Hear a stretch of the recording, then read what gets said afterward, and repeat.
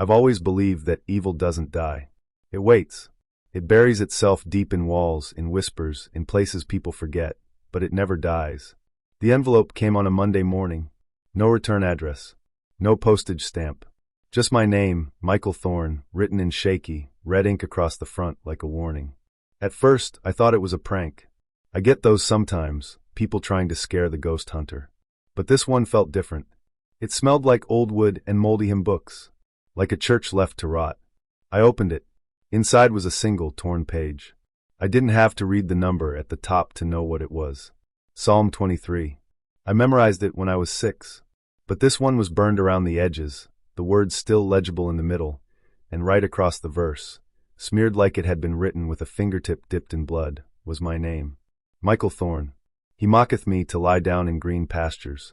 My hands trembled. The handwriting. I knew it. It was my sister's. She's been gone for 12 years. I sat there on the floor of my apartment in silence. The morning light through the blinds looked too bright, too clean, like it didn't belong. I turned on my tape recorder. I always do when things feel unreal. This is Michael Thorne, I said into the mic.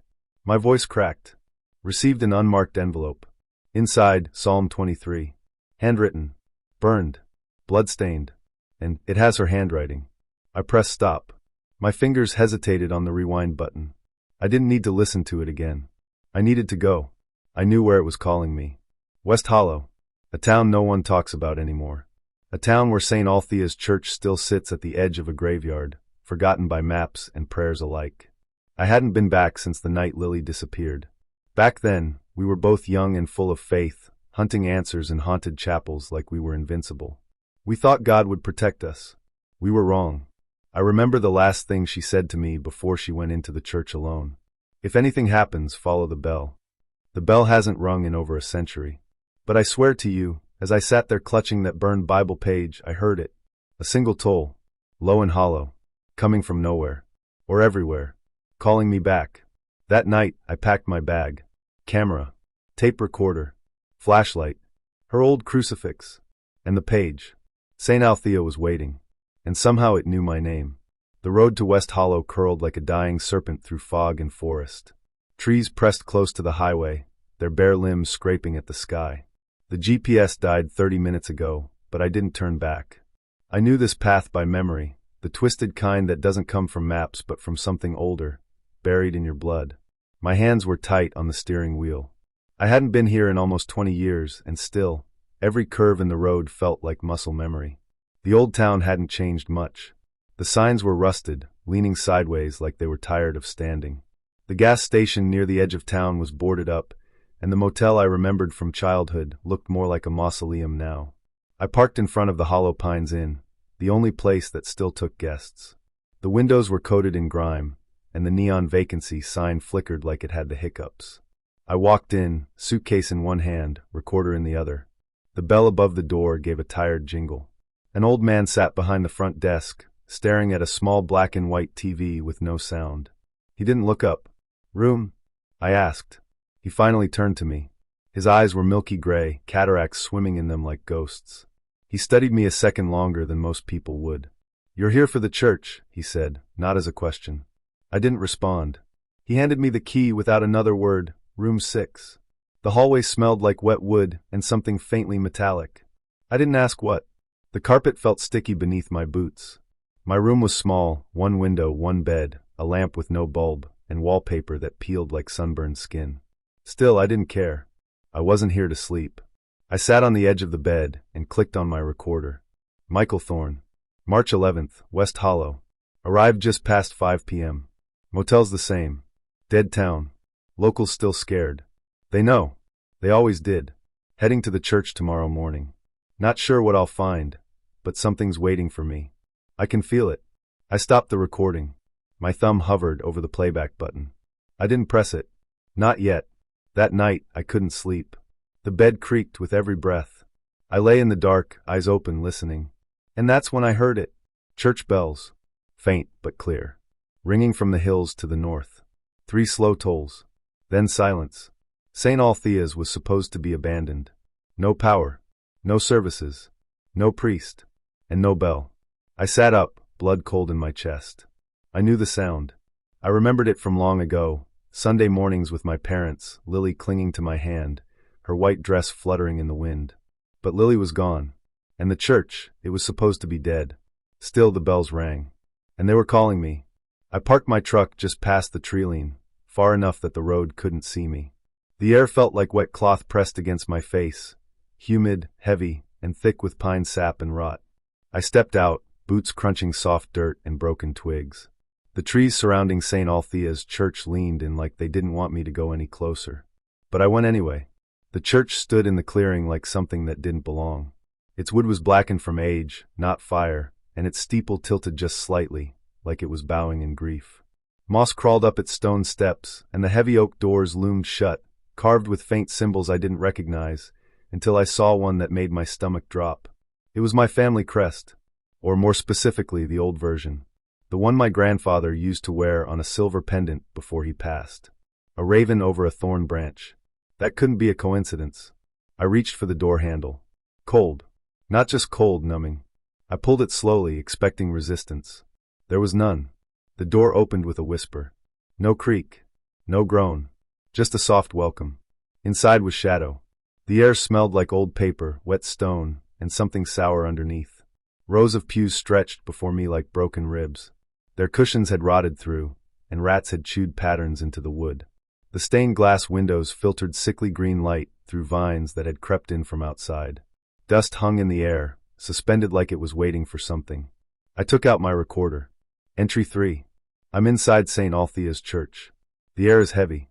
I don't hear anything, not even birds. Pews are still intact. There's something carved on the pulpit. I walked slowly down the central aisle. Each step echoed like I was being followed, even though I knew I was alone. Or at least, I told myself I was. The pulpit stood crooked at the far end, draped in a crumbling cloth that might have once been red. That's when I saw it. My name, carved deeply into the wood. Michael Thorne. Not scratched. Etched with purpose. Letters clean, bold, and recent. There was no dust inside the grooves. I stepped back, heart thudding in my ears. That wasn't there when this place was abandoned, I whispered. I turned off the recorder.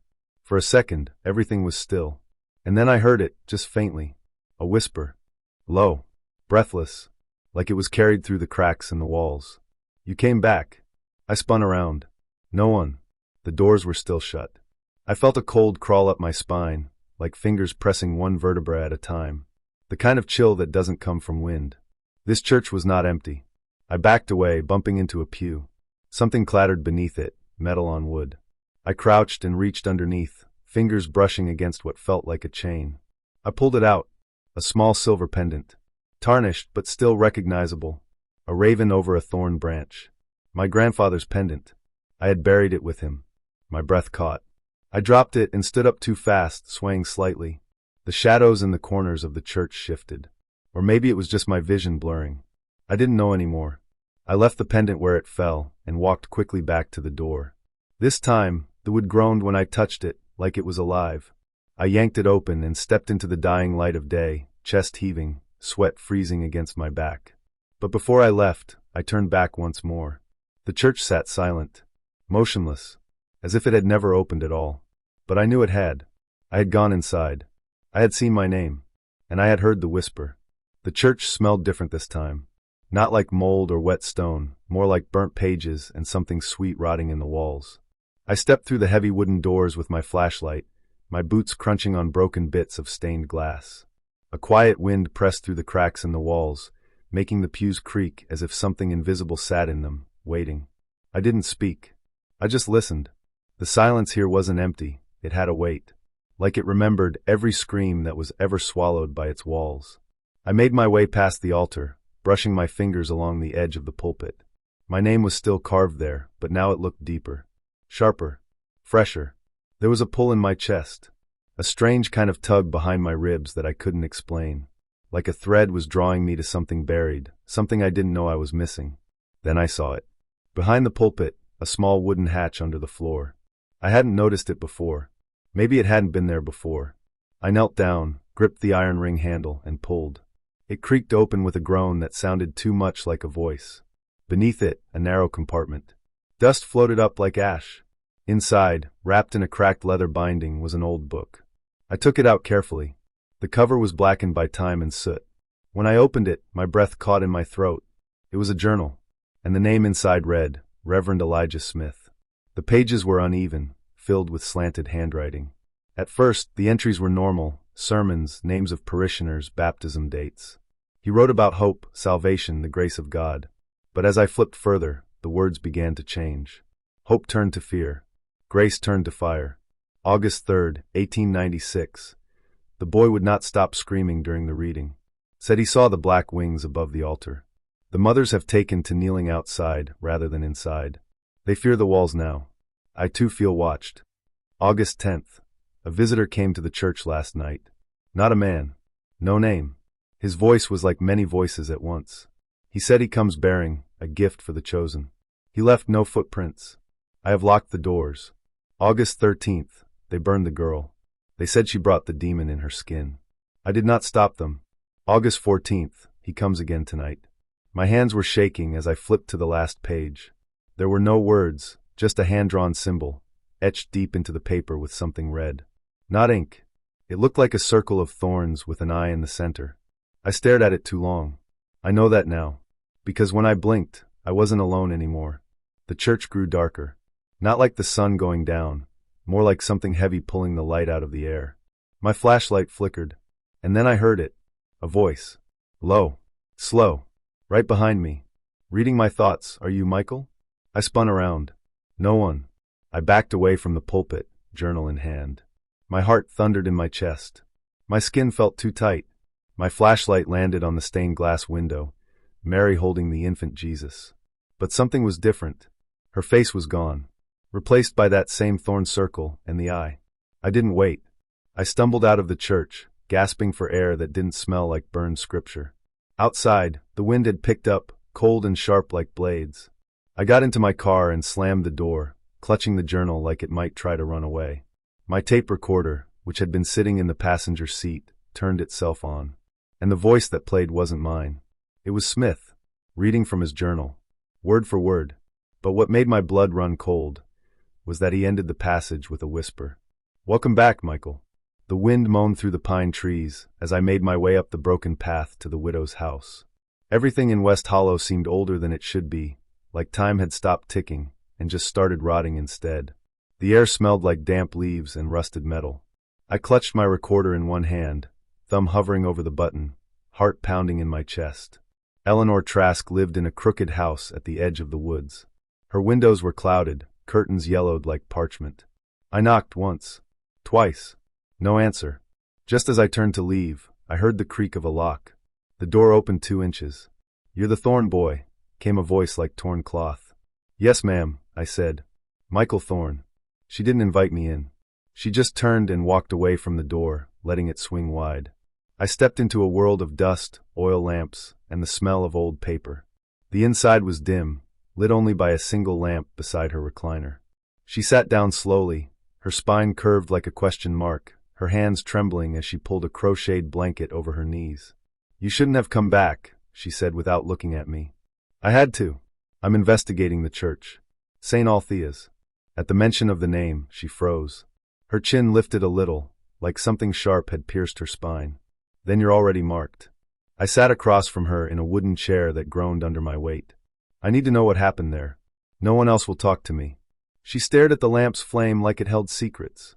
I was 12 when I saw him walk into the church, she whispered. And I was 23 when I saw him again.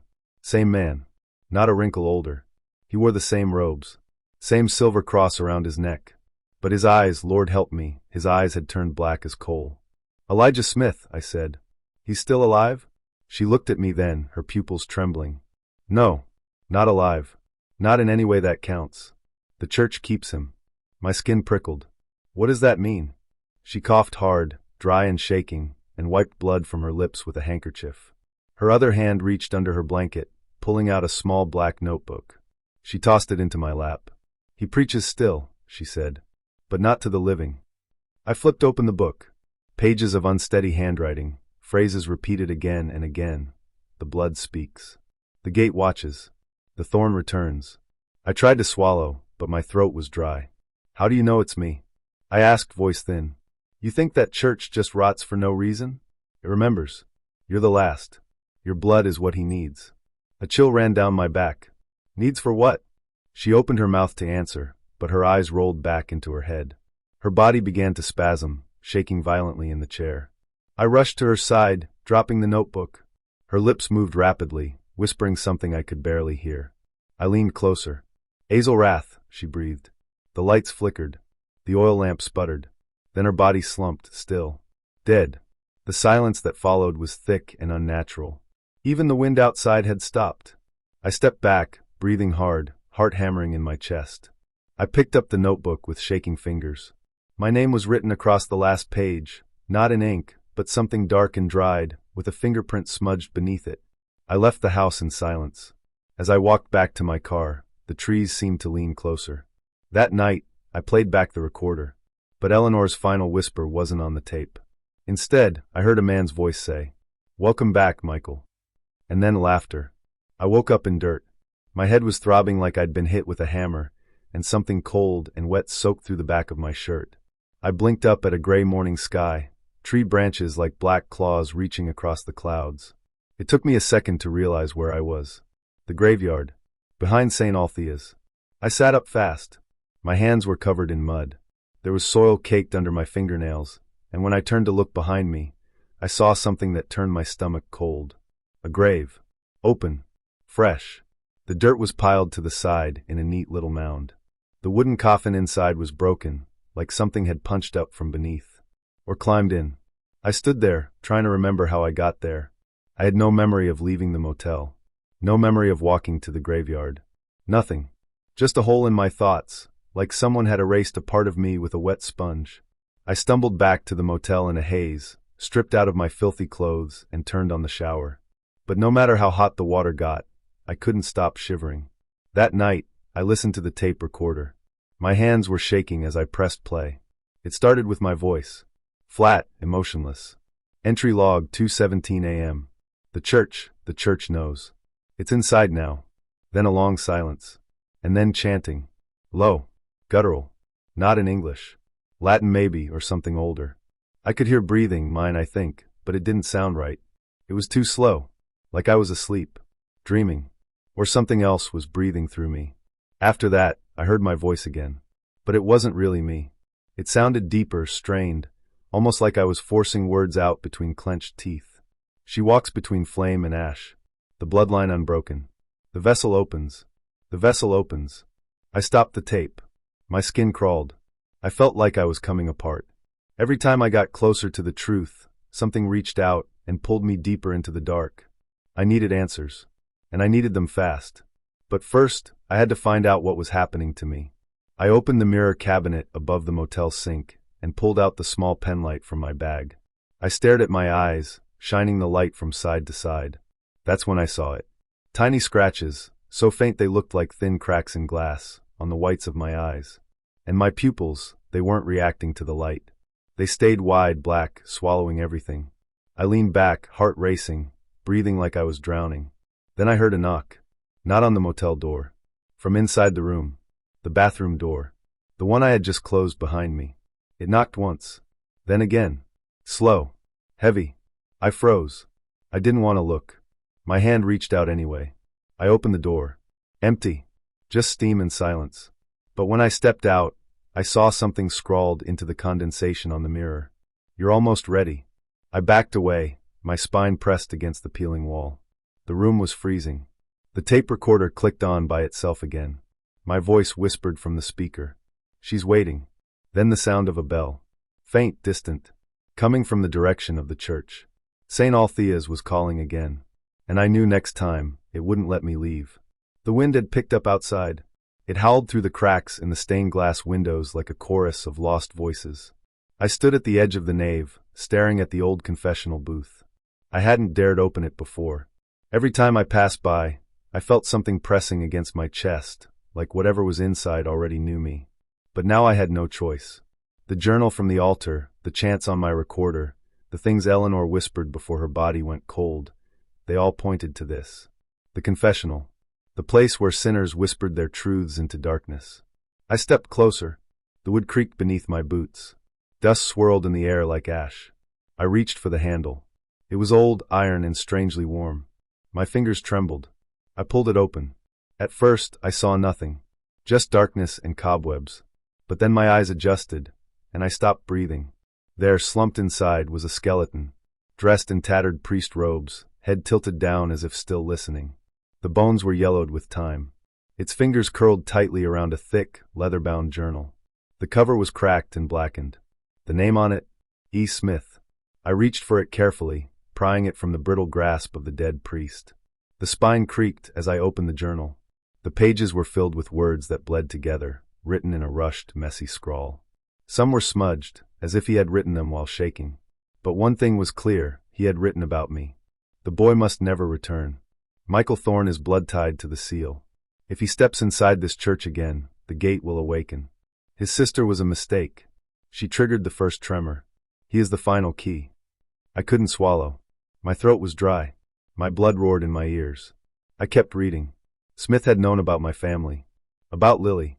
He had tried to stop the ritual decades ago, sealing the gate beneath the church using the blood of my great-grandfather. A thorn, a guardian. But now, with me back, the seal was weakening. The boy's arrival will stir the gate. Do not speak his name. Do not let him kneel at the altar. Do not let him bleed within the chapel. Too late. I had already done all three. Suddenly, the candle beside me flickered, then died. I was swallowed in darkness. Then footsteps. Behind me. Slow. Deliberate. I turned, holding the journal like a shield. My heart slammed in my chest. But there was no one there. I fumbled for my flashlight and clicked it on. Nothing. Just the empty pews stretching back into shadow, the worn crucifix hanging above the altar, and the sound of breathing. Not mine. A cold breath, soft and rasping, just beside my ear. Michael. I spun around, light trembling in my hand. The confessional was closed again. But I hadn't closed it, and scratched into the wood now, where there had been nothing before, was a message. Shallow, jagged, written as if with fingernails.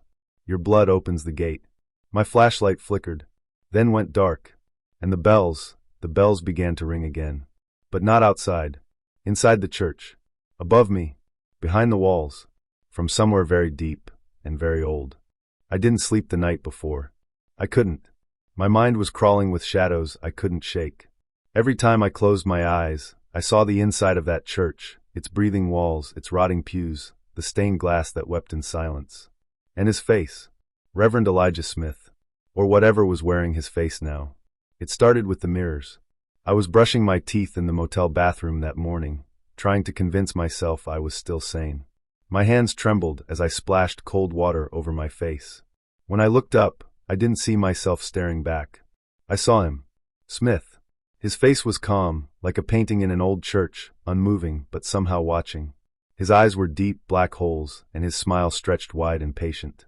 He didn't move, didn't blink, but I felt something slither into my mind, like he was studying my thoughts. Then he was gone. Just my own reflection again, pale and shaking. I left the motel without even locking the door. I didn't care. I needed answers. The town was quiet as ever. Fog hung heavy like wet sheets draped over everything. I passed the gas station, boarded up now. No one walked the streets. Not even dogs barked. It felt like West Hollow was falling asleep forever. The church stood waiting, as if it knew I was coming. The doors were already open. No creaks, no hinges groaning. Just silence. Too silent. Even the wind didn't dare move. Inside, the air was thick and warm, like someone had been burning incense. But it wasn't the sweet kind. It smelled like blood and ashes. As I stepped through the entrance, I felt the floor shift slightly beneath my feet, like something breathing below the wood. Then I saw them. The vines. Black, rope-like vines crawling along the walls and pews. They weren't there before. They wrapped around the crucifix at the altar, climbing it like snakes up a tree. One of them twitched when I passed, as if it sensed me. The stained glass windows had changed too. Each panel now showed a man hanging upside down, red tears running from his eyes. All of them wore the same face, mine. I tried to speak, but my voice caught in my throat. I raised the recorder. This is Michael Thorne. I'm inside St. Althea's again. Something is wrong. The church is changing. A voice answered me before I could hit stop. Finally, I turned. Reverend Smith stood at the back of the church, between two pews. His face was clean, shaven. No rot, no bones. He looked alive. His black cassock was spotless, as if he'd never been buried, never gone missing. His hands were clasped in front of him, like he was ready to give a sermon. "You came back," he said, smiling. I backed away slowly. "You're not real." He tilted his head. "Neither are mirrors. But they still show you the truth." I pulled out my pocket knife. It was all I had. He didn't flinch. He didn't move at all. "I know what you are," I said. He stepped forward slowly, his boots silent on the wooden floor. "No, you know who you are. Finally. That's why you're here." I raised the knife. "Stay back. You think that little blade can stop what's inside you?" He said gently, like a disappointed teacher. "Michael, you're the gate. You always were." My head throbbed. My vision blurred. "I'm not part of this," I whispered. "Oh, but you are. Your bloodline built this church. Your ancestors fed it. Your sister tried to stop it and was taken. And now it's your turn." He raised his hand. The crucifix above the altar cracked loudly. Blood spilled from the wooden Christ's eyes, dripping into the baptismal below. And then the whispering began. Low at first. Dozens of voices crawling from the shadows. Words I didn't know. Some were in Latin. Others didn't sound human. They filled my ears like worms burrowing through flesh. I fell to my knees, covering my ears. "Get out of my head." Smith knelt in front of me. His breath was warm. Too warm. "You invited us," he whispered. I stared up at him, and for the first time, I saw what lay beneath the skin. Just for a moment. Like a flicker between frames. A shape made of smoke and teeth. Bones that bent the wrong way. Eyes that never blinked. I screamed. When I blinked again, he was gone. I was alone in the church. The recorder was still running. And in my own voice, it whispered the words I didn't remember saying. I opened myself for the blood gate to awaken. I dropped it and ran. But even as I stumbled through the doors, into the cold breath of West Hollow, I knew the truth. The possession hadn't just begun.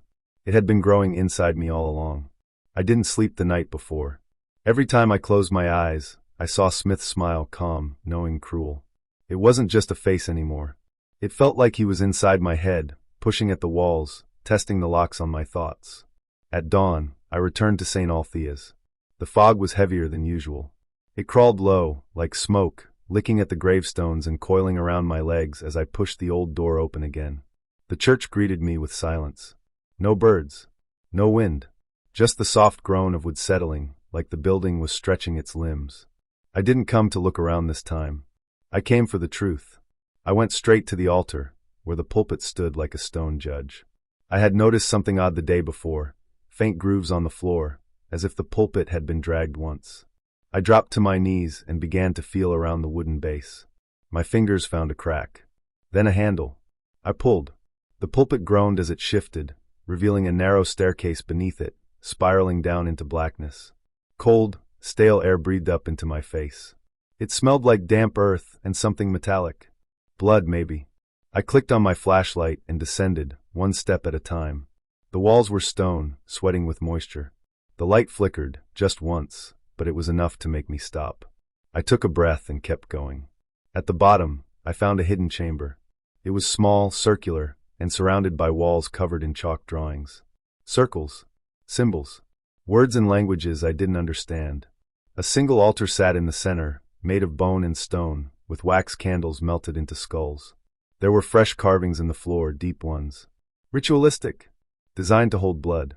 But it wasn't the altar that stopped me. It was the tape recorder. My recorder. Sitting right in the middle. I hadn't left it there. I was sure of it. Hand shaking, I pressed play. Static. Then my voice.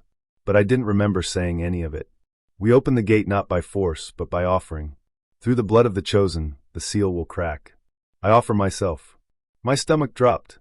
I listened closer. The voice was mine, same tone, same rhythm, but distant. Hollow. Like someone trying to wear me. Then it said something else. Michael Thorne accepts his purpose. I stumbled back. The flashlight beam danced wildly over the walls, lighting up the symbols. They began to blur in my vision, lines twisting, dancing, rearranging themselves. For a split second, they all formed my name. Then they melted back into nonsense. A whisper rose in the chamber. Not loud. Not threatening. Just patient. Welcome back. I spun around. No one. Just stone. Just air. just the sound of my heart slamming inside my chest. I grabbed the recorder and backed out of the chamber, up the stairs, not stopping until I was outside the church again, bent over, dry heaving in the grass. Something was using me, speaking through me, preparing me. This wasn't about a haunting. It was a ritual, and I was already part of it. I didn't want to go back. I stood outside St. Althea's as the cold air pressed against my skin like invisible hands. The sky was bloated with thick clouds, the kind that hung too low, too still. The wind had stopped. Even the birds had gone silent. But I had no choice. The journal I found in the confessional had made things clear. The rituals, the bloodline, the gate, it all pointed to me. I was the final piece in something that began long before I was born. So I stepped through the church doors one last time. Inside, the pews were cracked and splintered, the altar covered in dust and dry rose petals. But something had changed. The air smelled warmer. Metallic. Like rust. Or blood. My footsteps echoed louder than they should have. The church felt too big now, like the walls had stretched behind my back the moment I walked in. I made my way to the baptismal font, one of the last untouched relics in this place. It was made of black stone, smooth and cold. I leaned over and looked inside. Empty. Good. I reached into my bag and pulled out the small silver flask of holy water I'd gotten from a cathedral 2 towns over. I uncapped it, hands shaking, and whispered a prayer I barely remembered from seminary. Then I poured. The water should have pooled at the bottom, clean and clear. But it didn't. Instead, the water hissed, actually hissed, and turned thick, dark, almost like oil. I stepped back as the surface bubbled, turning pitch black in seconds. I knew then. I was too late. You've come far, Michael. The voice came from behind me. I didn't turn right away. I didn't have to. I recognized it. I'd heard it in dreams, in recordings, in whispers between the walls. Reverend Elijah Smith. I turned slowly. There he was, standing between 2 pews like he'd never left this place. His black cassock looked brand new, pressed and spotless. His face was youthful, too youthful. His skin smooth, his smile sharp. But his eyes, they were wrong. Not glowing. Just empty. Like mirrors that didn't reflect anything. You don't have to fight it, he said gently, like he was offering a hug. This is what you were made for. What are you talking about? I asked, my voice thin. He walked forward, his shoes silent on the wooden floor. The Thorn bloodline. Do you think it's coincidence that your sister disappeared here? That your family built the foundation of this church? That you came back, called back, on the anniversary of the gate's sealing? He stopped just a few feet from me, his smile gone now. You are the gate, Michael. No, I whispered. Yes, he said. You're not just the key. You are the door.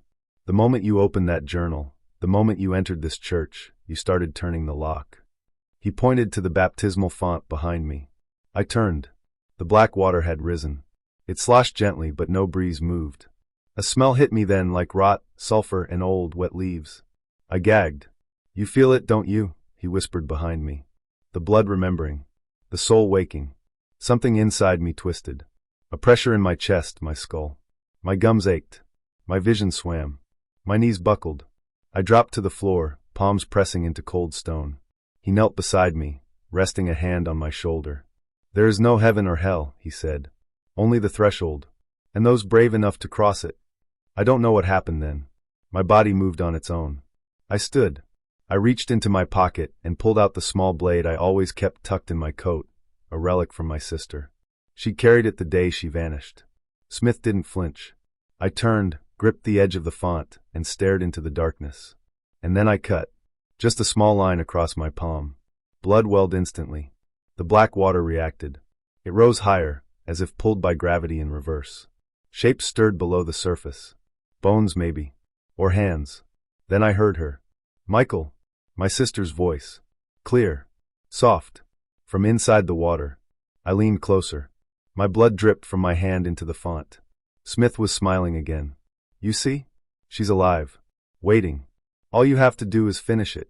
Something inside me wanted to jump in. To let go. To fall. But another part, smaller, weaker, but still alive, held on. I turned the blade. And I stabbed myself. Just once, deep in the side. The pain was immediate and searing. But it was enough. The water stopped. Froze. Then began to recede. Smith's face twisted in fury. You fool, he screamed. Do you think pain can stop destiny? I collapsed onto the ground, clutching my side, my vision fading. Through the haze, I saw him melt into the shadows. The last thing I heard was the echo of church bells. Ringing, mocking, calling. Then silence. I don't remember falling asleep. I woke up on the cold stone floor beneath the altar, the blood from my nose dried and crusted to my cheek. My tape recorder was still clutched in my right hand, blinking its red light, still recording. I didn't dare play it back yet. I didn't want to hear my own voice say things I couldn't remember saying. I stood up slowly, legs trembling beneath me like hollow reeds. The basement chamber was dim. The candles I lit last night had all burned out, yet there was still light. Somehow, a pale red glow seeping from the cracks in the stone beneath my feet. Something had changed. I staggered to the altar, where the old book of rituals still lay open. Pages had turned on their own, landing on a section titled, "To Loosen the Blood Gate." The ink on the page shimmered as if wet. My name was now written in the margins. Not just my first name, my full name, in the exact handwriting my mother used to write in her Bible. I whispered, "This isn't happening," but even my voice felt distant, like it belonged to a man standing a few feet behind me. Suddenly, I felt a warmth spread across my chest. I looked down. Blood, soaking through my shirt. I tore it open. No wound. No cut. Just blood pushing through my skin like it was being wept out of my pores. My heart raced. My skin turned pale. My knees gave out. Then I heard him. "Michael." The voice echoed from nowhere and everywhere. I lifted my head. He stood at the far end of the chamber, behind the line of old pews that were half-rotted and covered in cobwebs. Reverend Elijah Smith. He looked younger than the photos in the journal, his skin tighter, eyes glowing faintly yellow, as if there was a fire lit behind them. He wasn't breathing. He didn't blink. He just stood there, smiling. "You feel it, don't you?" he said, stepping forward. His footsteps didn't make a sound. "The gate within you. It's been closed for so long. But it knows you now." I backed away slowly, but there was nowhere to go. The walls were closing in. The red glow pulsed like a heartbeat. My heartbeat. "You're not real," I said, though I didn't believe it anymore. Smith stopped walking. His head tilted slightly. "I was never meant to die, Michael. I was meant to remain. To wait. For you." He raised his hand, and with it, the temperature in the room dropped. My breath came out in sharp clouds. Behind him, shadows stretched unnaturally across the stone. They moved like they had minds of their own. I looked down at my chest. The blood was no longer dripping. It was pulling toward the center of my torso, drawing shapes across my skin. Symbols. The same ones from the ritual book. "You don't need to die," Smith whispered. "You only need to let go." Then came the voices. Hundreds of them, whispering in my ears, through the cracks in the walls, from inside my own skull. Chanting in a language I didn't understand, but somehow I knew what they wanted. To open. To release. To let it in. "No!" I shouted and stumbled toward the altar. I reached for the old iron crucifix that had been knocked to the floor earlier and drove its jagged point into the palm of my hand. The pain was sharp, pure. It cut through the fog in my head like a blade through silk. I screamed. Blood poured from my hand onto the stone. The symbols on my chest faded. The whispers stopped. Smith stepped back. For the first time, he looked uncertain. "You would rather bleed than awaken?" "I would rather die than let you win," I spat. He stared at me, eyes narrowing, then he smiled. Not like a man, but like something that wore human skin for amusement. "You think pain frees you," he said. "But pain is the doorway, and you've already stepped through." The glow beneath the floor vanished. Darkness filled the chamber like water rushing in. And then, silence. I woke up again. This time, in the church's front pew. Sunlight streamed through the cracked stained glass windows. Birds chirped faintly in the distance. My clothes were clean. My hand had no wound. No blood. No symbols. No Smith. But on the altar sat my tape recorder, still blinking red. I walked up to it. Press play. My voice came through the static. Only it wasn't me. It said, "I am ready to open." Then the recording ended, and the church bells rang. For the first time in 127 years. The road curved back again. I'd driven the same stretch 4 times. Same twisted trees. Same broken mile marker with the faded 13. Each time I thought I was heading out of West Hollow, the road folded me back like a crooked finger. By the 4th loop, my hands trembled on the steering wheel. I killed the engine and just sat there. Silence crawled in through the windows. Not even birds. just fog pressing its cold face against the glass. I whispered, "What do you want from me?"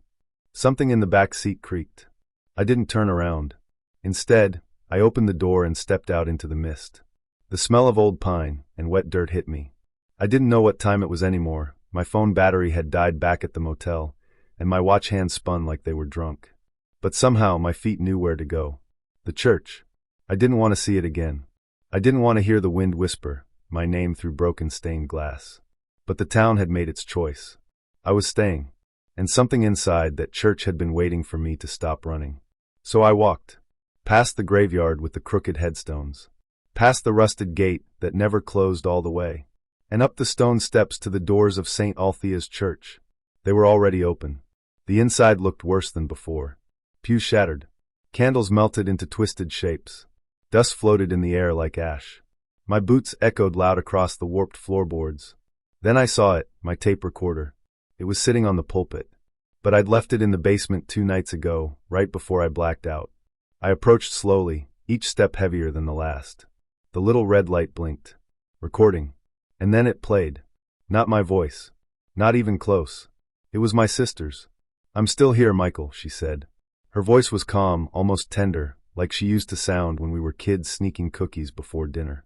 But beneath it was a thin static, like she was talking through water. I waited. I waited so long. "You opened the door, now come see." The sound cut. The recorder clicked off. And the church bell rang. Once. Twice. 3 times. My breath caught in my throat. The bell tower had collapsed years ago. No bell. No mechanism. But I heard it plain as day. I turned slowly toward the front doors. She was standing there. Lily. She looked exactly like the day she vanished, same red coat, same freckled face. Her eyes were wide, glistening. But something in them was wrong. She didn't blink. She didn't breathe. I whispered, "Lily?" She smiled. It didn't reach her eyes. "You made it," she said. Her voice was like before and not. Like someone else was speaking through her skin. I took a step closer. My knees felt like glass. "What did they do to you?" I asked. She tilted her head. "You opened the gate, Michael. Now we're all free." From behind her, the church groaned. Floorboards shifted. The air grew heavy, like the building itself was inhaling. I turned around. The stained glass windows were glowing blood red. And then something whispered behind my ear, though no one was there. "Welcome home." The doors slammed shut. And I knew this church was never meant to let me leave. Not again. Not alive.